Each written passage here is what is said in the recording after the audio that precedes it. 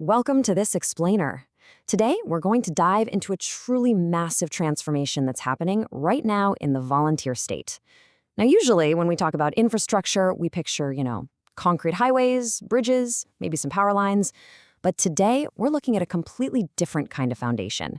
We're going to explore how Tennessee is heavily investing in its physical broadband networks while simultaneously upgrading its human educational framework to really empower local communities. It's a fascinating dual-pronged approach to modernizing a state. And, well, it's not an easy task. Tennessee is defined by these incredibly vast, beautiful landscapes, from the rolling hills in the middle of the state all the way to the majestic peaks of the Smoky Mountains. But navigating modern economic growth means you've got to plug into two absolutely critical types of infrastructure: digital and educational. The catch? The very geography that makes the state so stunning is literally a giant logistical roadblock for laying fiber optic cables and making sure every single resident has access to top-tier digital resources. So to understand exactly how the state is tackling this, we'll follow a quick roadmap for this explainer. First, the Tennessee connection. Second, bridging the digital divide. Third, digital opportunity for all. Fourth, empowering Tennessee's educators. And finally, building a future-ready state. Okay, let's jump right into Section 1, the Tennessee connection. This is all about the nuts and bolts of infrastructure funding. To make this whole vision a reality, the state secured a massive $813.3 million federal allocation. This money is flowing directly through the BEAD program, which, by the way, stands for Broadband Equity, Access, and Deployment, authorized by the Bipartisan Infrastructure Law. I mean, that is a staggering amount of capital, and it's aimed directly at fundamentally upgrading the state's digital arteries. And honestly, they need every single penny of it. Right now, there are 243,717 locations across Tennessee that completely lack basic high-speed internet access. We aren't just talking about a couple of buffering YouTube videos here. This translates to over 609,000 Tennesseans who are effectively cut off from modern teleworking, telehealth, and online education because their speeds fall below the 100 by 20 megabits per second threshold. To put that in perspective, that's the baseline speed a family needs just to smoothly run a couple of video calls or stream classes at the same time without the network completely crashing.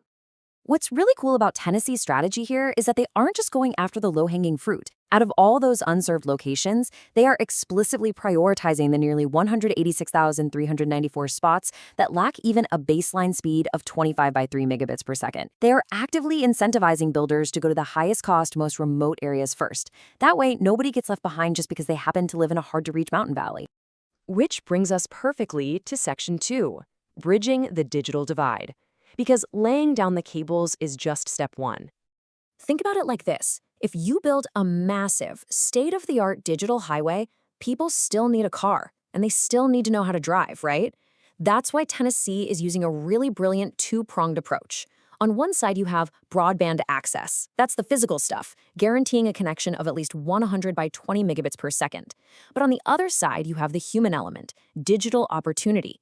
It recognizes that having a super fast fiber cable running right past your front door is completely useless if you don't have an affordable device or the actual skills to use it. Let's dig into that human element in Section 3, digital opportunity for all. So, how does the state actually define digital opportunity? Basically, it means ensuring everyone has the digital skills, affordable devices, and training to effectively use broadband in their daily lives. We're talking about practical stuff here, teaching internet safety, basic computer skills, providing refurbished devices, and even funding tech-focused workforce development so locals can actually land high-paying remote jobs. And they're not just throwing buzzwords around. They've set concrete, measurable targets. For example, they're aiming to increase participation in the Affordable Connectivity Program by a whopping 35%. They've also pledged to invest in community anchor institutions. Think your local libraries and community centers across literally all 95 counties in Tennessee. This means setting up local Wi-Fi hotspots and connectivity hubs so people have access right now, even while the physical fiber is still being laid down. I also love their outreach strategy because they didn't just draft this plan in some windowless boardroom. They got out there and actively coordinated with over 905 stakeholders.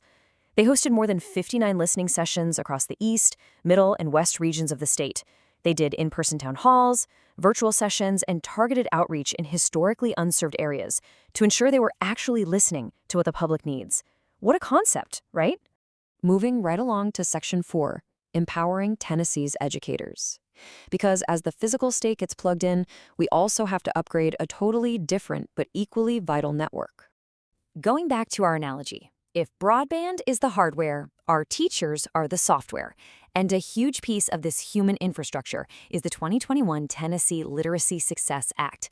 Just like the state is making sure the internet speeds are up to par, they're making sure educators have the absolute latest skills. This act mandates specific literacy training for certain educators before they can successfully renew their teaching licenses. It's all about equipping the people who are guiding the next generation. And for the educators who are navigating these new requirements, the state has actually completely modernized the bureaucracy.